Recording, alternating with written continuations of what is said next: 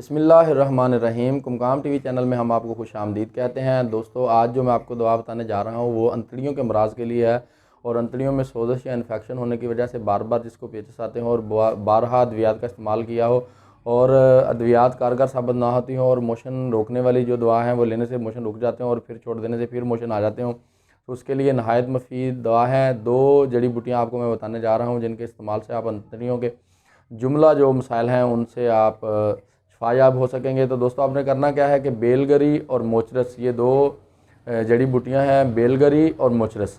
बेलगरी और मोचरस दोनों को आपने हम वज़न लेके पीस लेना है और जब वो अच्छी तरह सफूफ हो जाए तो आधा चम्मच जो है वो दही के साथ आपने सुबह शाम खाना खाने के बाद, या जो लस्सी होती है, दही की लस्सी होती है, चाटी की लस्सी भी जिसे बोलते हैं, उस लस्सी के साथ आपने चंद दिन इसका इस्तेमाल करना है। चंद दिन इसके इस्तेमाल से जो है वो मोशन और अंतड़ियों की सोजिश, अंतड़ियों की इन्फेक्शन, इन्फ्लेमेशन, हर तरह के जो अंतड़ियों के मसाइल हैं इंशाल्लाह ताला इससे हल हो जाएंगे।